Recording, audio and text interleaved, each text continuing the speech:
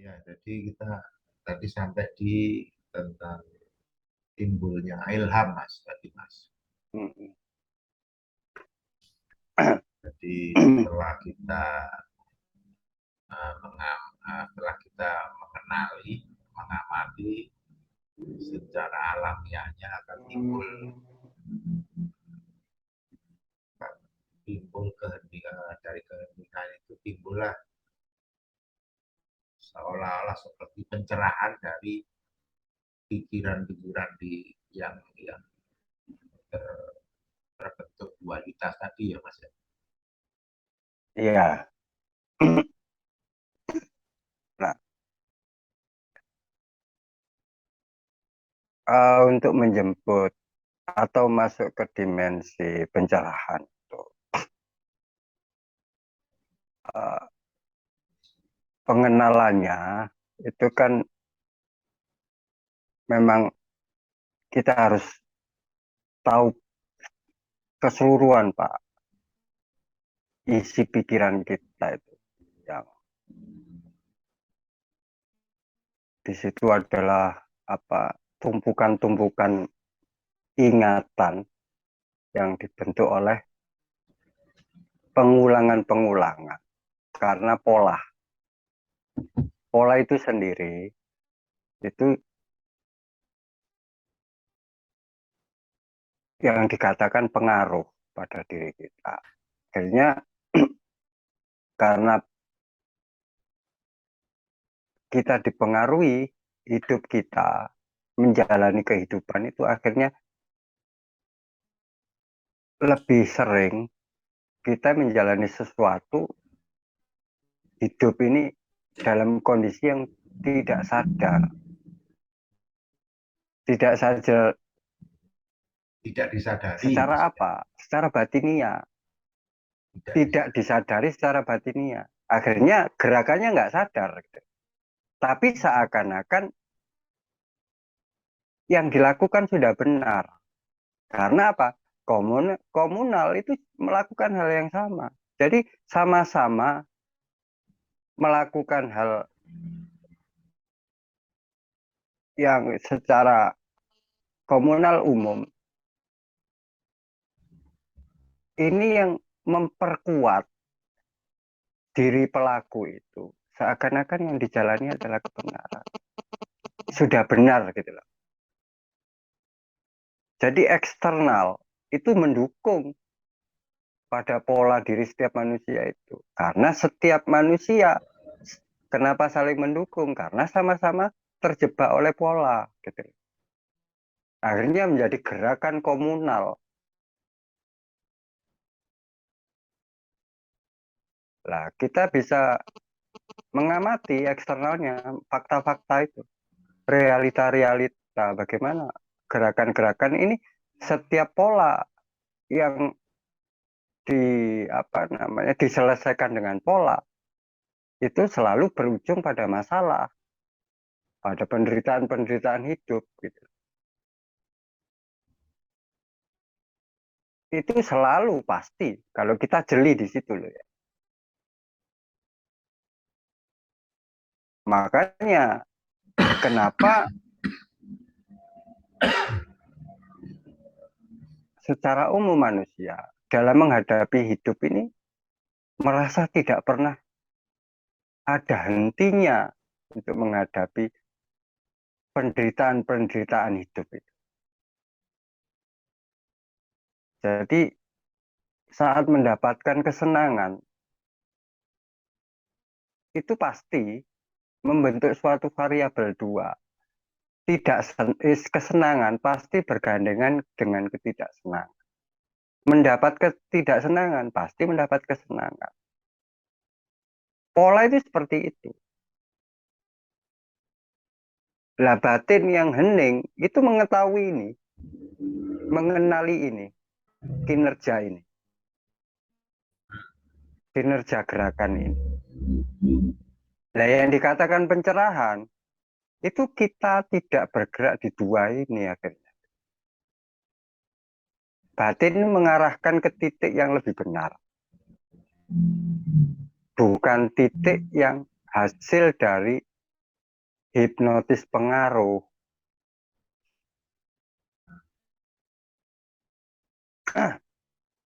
Nah, untuk Ah, mencapai titik itu, Mas, dalam itu kan itu ada rentang waktu ya, itu ada rentang iya, waktu ya. Itu itu nggak bisa. Gimana kita bisa menentukan bahwa kita bisa masuk di titik itu apa setelah timbul pencerahan itu atau ya kalau timbul, kalau nggak timbul misalnya, nah ini kan ada rentang waktu berarti. Nah, itu apa perlu selama kita, oh iya Pak, kalau kita bicara waktu, itu memang nggak bisa dikatakan batasan. Apa kalau kalau saya sudah tercerahkan, gitu, menentukan tercerahkan kapan itu juga kita nggak nggak bisa. nggak bisa. Kita prediksikan nggak bisa. Makanya saya katakan itu alamiah, terbentuk dengan sendirinya. Bisa saat ini, bisa besok, bisa lusa, bisa. Ini nggak ada tujuan. Saya kalau melakukan ini nanti tujuannya hari ke begitu menentukan waktu, itu menentukan tujuan. Engkau hari ke ini atau tanggal ke ini kamu akan mendapatkan pemahaman semacam ini. Hmm, Nah, kalau sudah dibentuk konsep seperti itu berarti metode. Berarti kalau ini metode, berarti kita tetap bermain di atau terjebak di pola juga. Bicara alamiah, itu yang tidak ada variabel sama pikiran gitu. Variabel sama memori-memori. Kita seakan-akan apa eh, tidak di dimensi itu gitu. Tapi kita tahu mengenali sekenal-kenalnya dimensi memori, dimensi pola. Nah, makanya untuk mengetahui pola itu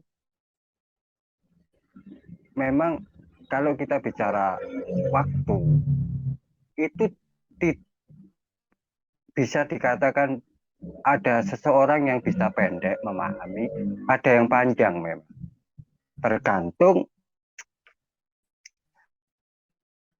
apa namanya daya tangkap kecerdasan batin itu sendiri. Setiap manusia itu berbeda-beda.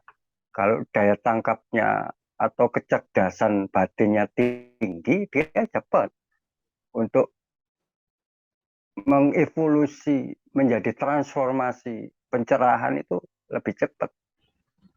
Ada juga yang ada yang juga rentan agak panjang. Itu semua ada pengaruh-pengaruh yang menjadi apa percepatan dan keterlambatan untuk memahami. Tapi eh, kalau variabel itu nanti diungkap, nanti ketemulah karma, ketemulah ujian, ketemulah cobaan, ketemulah hijab dan sebagainya dan sebagainya. Nah, semua itu nanti berpengaruh oleh itu, alam kausalitas itu sendiri pada diri manusia. Kenapa manusia ini kok ada manusia lain, seseorang lebih cepat memahami.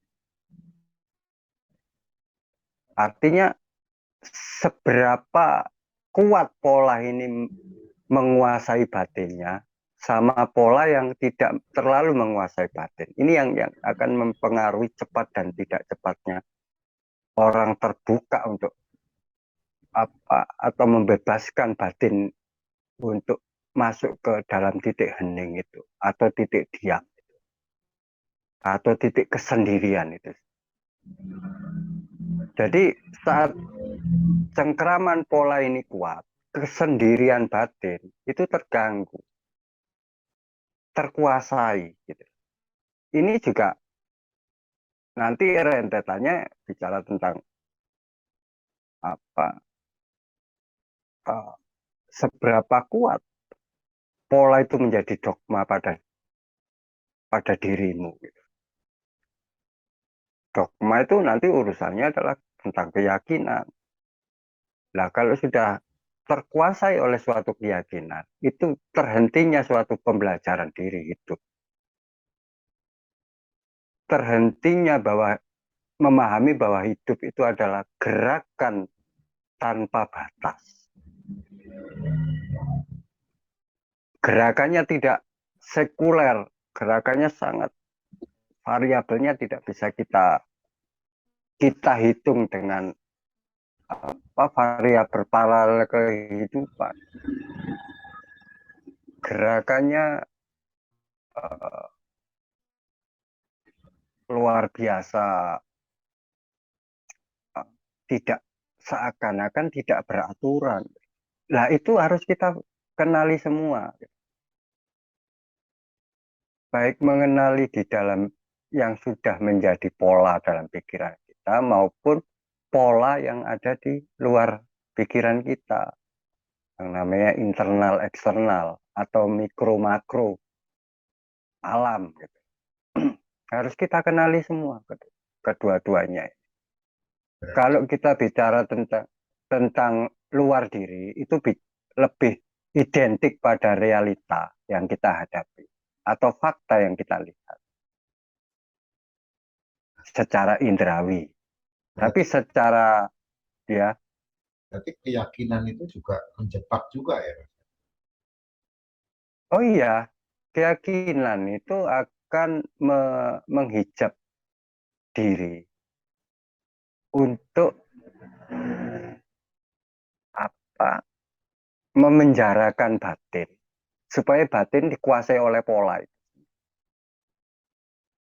Akhirnya batin tidak bisa mengetahui di balik pola-pola yang lain. Akhirnya bahasanya pengkuh. Oleh gang ini, pokoknya kudu ini. Nah, kecenderungan orang yang punya bahwa tidak memahami bahwa hidup itu adalah gerakan, hidup itu adalah getaran yang membentuk gerakan, itu biasanya orang yang terjebak oleh keyakinan-keyakinan. Semua diseragamkan keyakinan. Itulah. Tertutupnya atau terhijabnya realita bahwa hidup itu ternyata juga beraneka macam gitu loh. Perwujudannya berbagai macam, baik perwujudan secara batinia maupun perwujudan secara gerakan pikiran maupun perwujudan berbentuk materi. Ini semua harusnya terkoneksi gitu loh. Kalau batin ini sudah dikuasai misalnya satu pola,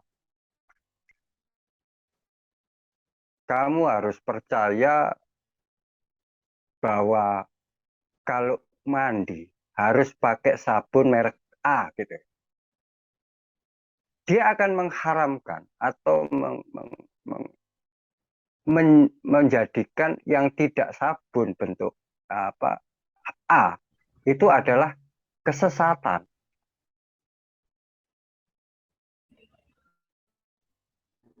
Artinya di luar objek pemahaman yang namanya sabun itu tersimbol oleh pola itu yang namanya A. Nah ini yang saya maksud dengan dia terkuasai oleh keyakinan A. Padahal kalau kita bicara untuk membersihkan diri yang namanya sabun, mereknya ada. Dan itu harus dipahami semua gitu loh Mas. Lah yang bisa memahami semua, ternyata sabun itu tidak merek atau gitu. Ada B, ada C, ada sebagainya macam. Dan semua itu punya dualitas min plus. Oh, kalau pakai sabun ini kebanyakan sodanya ini itu kita ketahui semua.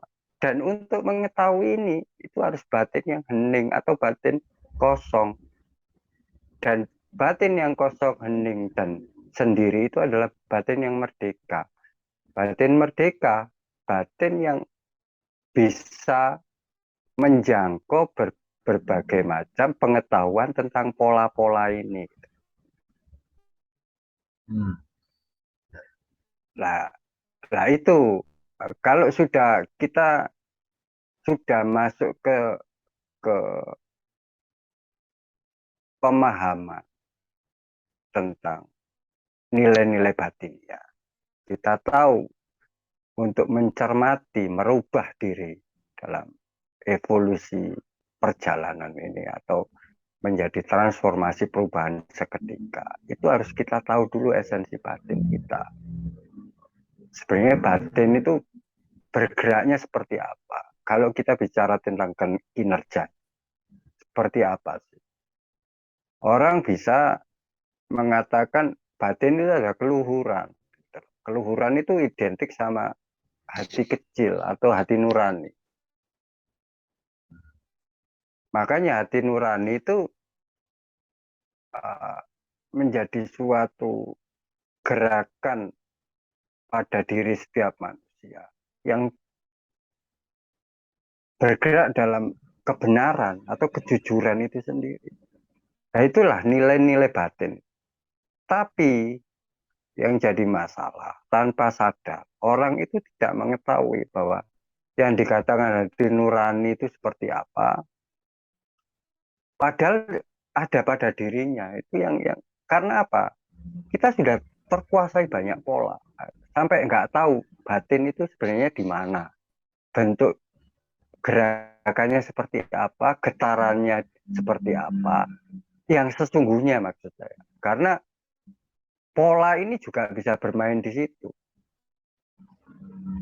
Kehebatan pola itu juga bisa bermain di titik-titik pengaruh batin seakan-akan itu sudah di batin. Hmm. Ya dari mana terbentuknya? Dari imajinasi pikiran. Makanya Hmm. kalau kita saat saat uh, anggap saja bicara tentang track pendekatan gitu. Terus saya mau tirakat, nggak tahu tirakat apalah bentuk. Di situ begitu kita niat itu, kenapa kita masuk ngomongkan tirakat? Karena tirakat itu sudah pola. Sadar tidak sadar, pengakuan tentang tirakat itu adalah kepercayaan gitu. Keyakinan. Keyakinan. Karena kita diyakinkan sama pola pengaruh ini, kalau kamu mau pendekatan, kamu harus tirakat. Tata caranya seperti apa? Dibikinkanlah tata cara yang namanya metode. Gini, gini, gini, gini. Ini takaran pola semua. Dan batin sangat bisa ditipu dengan gaya-gaya seperti ini. Hmm. Akhirnya karena batin itu nggak cerdas, nggak hening, sangat mudah dipengaruhi, tertipu dengan itu. Makanya analogi batin itu kan sedikit sulit gitu. Batin ini sebenarnya seperti apa? Karena batin tidak bisa dianalogikan objek, tidak bisa diserupakan dengan apapun namanya gitu. Itu ada di getaran, ada di rasa diri kita. Nah itu hanya bisa difahami setelah orang mengenal dirinya sendiri. Batin yang yang dimaksud benar-benar batin itu di mana titiknya. Nggak bisa dianalogikan dengan organ gitu. Karena bukan organ, bentuk-bentuk materi bukan batin. Hmm. Kalau kita bicara tentang pola, itu terbentuk di mana? Kan gitu, ah. Hmm. Di situ ada Newton, ada sel. Sel ada Newton. Newton itu yang membentuk energi. Energi itu yang memberikan hidup supaya sel ini bisa menerima serapan-serapan dari teropong yang namanya indera. Hmm. Untuk apa serapan ini? Supaya apa gerak pikiran ini sinergi dengan kehidupan gitu. Yang jadi masalah kalau serapan ini yang kita serap ini pola yang kita tidak ketahui, apalagi polanya yang yang pura-pura bermoral. Interaksi yang kita jalani tidak beda dengan pola ini. Sama dengan kita diajari apa saja. Pengajaran itu adalah pola. Verbalitas yang diucapkan seseorang. Siapapun yang mengucapkan, itu semua pola. Akan membentuk pola, ingatan.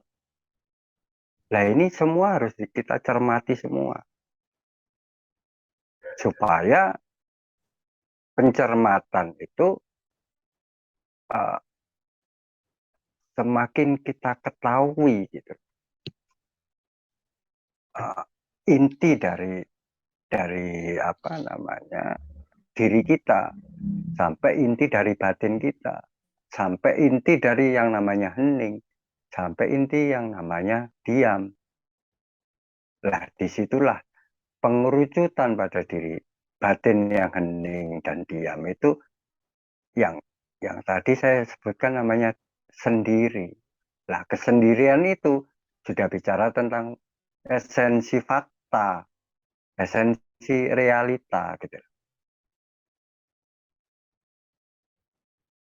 Jadi gerak kita sebenarnya adalah gerak diri kita. Itu yang namanya sendirian namanya.